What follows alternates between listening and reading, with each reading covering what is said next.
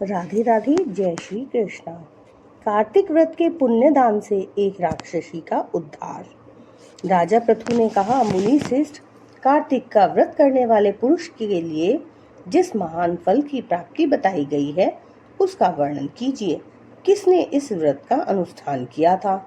नारद जी बोले, राजन, पूर्व काल की बात है। सह्य पर्वत पर करवीरपुर में धर्मदत्त नाम के एक धर्मज्ञ ब्राह्मण रहते थे, जो भगवान विष्णु का व्रत करने वाले तथा भली भांति श्री विष्णु पूजन में सर्वदा तत्पर रहने वाले थे। वे 12 अक्षर मंत्र का जप किया करते थे। अतिथियों का सत्कार उन्हें विशेष प्रिय था। एक दिन कार्तिक मास में श्री हरि के समीप जागरण करने के लिए वे भगवान के मंदिर की ओर चले। उस समय एक प्रहर रात बाकी थी। भगवान के पूजन की सामग्री साथ लिए जाते हुए ब्राह्मण ने मार्ग में देखा, एक राक्षसी आ रही है। उसकी आवाज बड़ी डरावनी थी। टेढ़ी मेढ़ी दाढ़ें, लपलपाती हुई जीभ, धसे हुए लाल लाल नेत्र, नगन शरीर, लंबे लंबे होठ और घर घर शब्द, यही उसकी हुलिया थी। उसे देखकर ब्राह्मण देवता भय से थर्रा उठे। सारा शरीर कांपने लगा। उन्होंने साहस करके पूजा की सामग्री तथा जल से ही उस राक्षसी के ऊपर रोष पूर्वक प्रहार किया। हरि नाम का स्मरण करके तुलसी दल मिश्रित जल से उसको मारा था, इसलिए उसका सारा पातक नष्ट हो गया। अब उसे अपने पूर्व जन्म के कर्मों के परिणाम स्वरूप प्राप्त हुई दुर्दशा का स्मरण हो आया। उसने ब्राह्मण को दंडवत प्रणाम किया और इस प्रकार कहा, ब्राह्मण, मैं पूर्व जन्म के कर्मों के कुपरिणाम वश इस दशा को पहुंची हूँ। अब कैसे मुझे उत्तम गति प्राप्त हो? राक्षसी को अपने आगे प्रणाम करते तथा पूर्व जन्म के किए हुए कर्मों का वर्णन करते देख ब्राह्मण को बड़ा विस्मय हुआ। वे उससे इस प्रकार बोले, किस कर्म के फल से तुम इस दशा को पहुंची हो? कहाँ से आई हो? तुम्हारा नाम क्या है तथा तुम्हारा आचार व्यवहार कैसा है? ये सारी बातें मुझे बताओ। कलहा बोली, ब्राह्मण, मेरे पूर्व जन्म की बात है। सौराष्ट्र नगर में भिक्षु नाम के एक ब्राह्मण रहते थे। मैं उन्हीं की पत्नी थी। मेरा नाम कलहा है। मैं बड़े भयंकर स्वभाव की स्त्री थी। मैंने वचन से कभी भी अपने पति का भला नहीं किया, उन्हें कभी मीठा भोजन नहीं परोसा। मैं सदा उनकी आज्ञा का उल्लंघन किया करती थी। कलह मुझे विशेष प्रिय था। वे ब्राह्मण मुझसे सदा उद्विग्न रहा करते थे। अंततोगत्वा मेरे पति ने दूसरी स्त्री से विवाह करने का विचार कर लिया। तब मैंने विष खाकर अपने प्राण त्याग दिए। फिर यमराज के दूत आए और मुझे बांधकर पीटते हुए यमलोक में ले गए। यमराज ने मुझे उपस्थित देख चित्रगुप्त से पूछा, चित्रगुप्त, देखो तो सही, इसने कैसा कर्म किया है? इसे शुभ कर्म का फल मिलेगा या अशुभ कर्म का? चित्रगुप्त ने कहा, धर्मराज, इसने तो कोई भी शुभ कर्म नहीं किया है। यह स्वयं मिठाइयाँ उड़ाती थी और अपने स्वामी को उसमें से कुछ भी नहीं देती थी। अतः बलगुरली अर्थात चमगादड़ की योनि में जन्म लेकर यह अपनी विष्ठा खाती हुई जीवन धारण करे। इसने सदा अपने स्वामी से द्वेष किया है तथा सर्वदा कलह में ही इसकी प्रवृत्ति रही है। इसलिए यह शूकरी की योनि में जन्म ले, विष्ठा का भोजन करती हुई समय व्यतीत करे। जिस बर्तन में भोजन बनाया जाता है उसी में यह हमेशा खाया करती थी।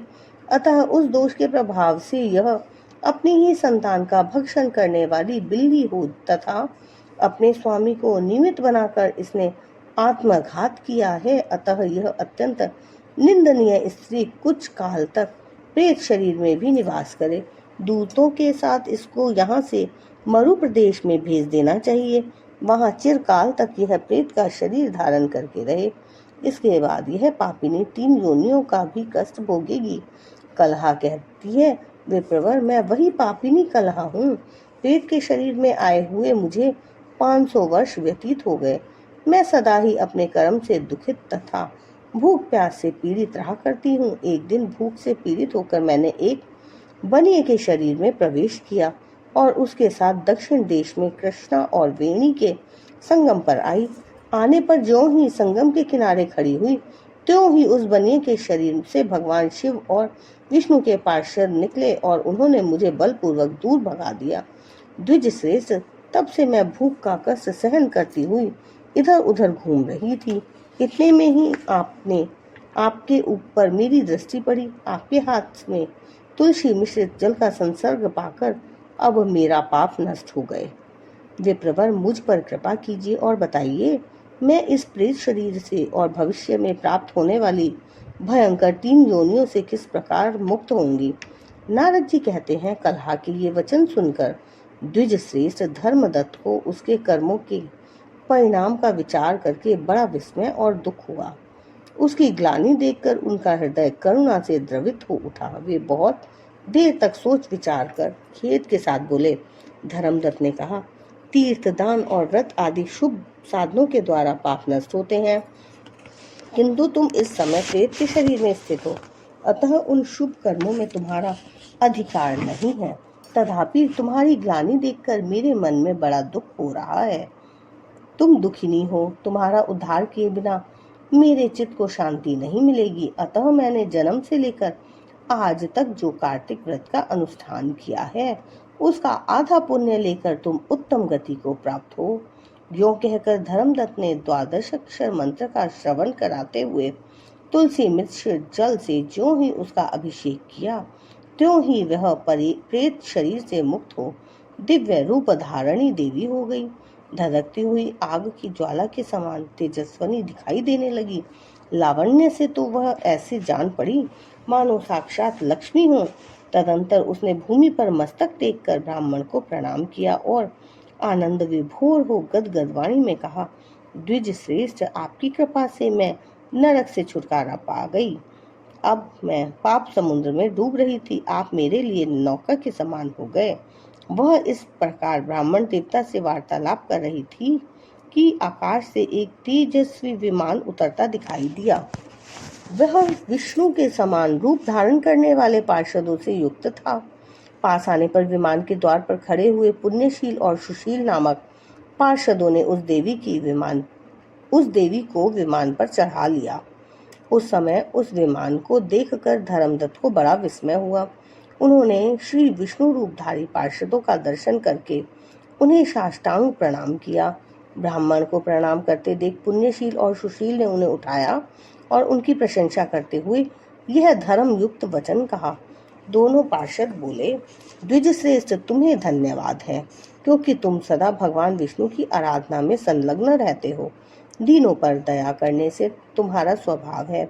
तुम धर्मात्मा श्री विष्णु व्रत का अनुष्ठान करने वाले हो। तुमने बचपन से लेकर अब तक जो कल्याणमय कार्तिक का व्रत किया है, उसके आधे का दान करके दूना पुण्य प्राप्त कर लिया है। तुम बड़े दयालु हो। तुम्हारे द्वारा दान किए हुए कार्तिक व्रत के अंगभूत तुलसी पूजन आदि शुभ कर्मों के फल से यह स्त्री आज भगवान विष्णु के समीप जा रही है। तुम भी इस शरीर का अंत होने पर अपनी दोनों पत्नियों के साथ भगवान विष्णु के बैकुंठ धाम में जाओगे और उन्हीं के समान रूप धारण करके सदा उनके समीप निवास करोगे। धर्मदत्त, जिन लोगों ने तुम्हारी ही भांति श्री विष्णु की भक्ति पूर्वक आराधना की है, वे धन्य और कृतकृत्य हैं तथा संसार में उन्हीं का जन्म लेना सार्थक है, जिन्होंने पूर्व काल में उत्तानपाद के पुत्र ध्रुव को ध्रुव पद पर स्थापित किया था। उन श्री विष्णु की यदि भली भांति आराधना की जाए तो वो प्राणियों को क्या नहीं दे डालते। भगवान के नामों का स्मरण करने मात्र से देहधारी जीव सदगति को प्राप्त हो जाते हैं। पूर्व काल में जब गजराज को ग्रह ने पकड़ लिया, उस समय उसने श्री हरि के नाम स्मरण से ही संकट से छुटकारा पाकर भगवान की समीपता प्राप्त की थी और वही अब भगवान का जय नाम से प्रसिद्ध पार्षद है। तुमने भी श्री हरि की आराधना की है, अतः वह तुम्हें अपने समीप अवश्य स्थान देंगे। जय श्री हरि विष्णु की जय। जय जय श्री राधे।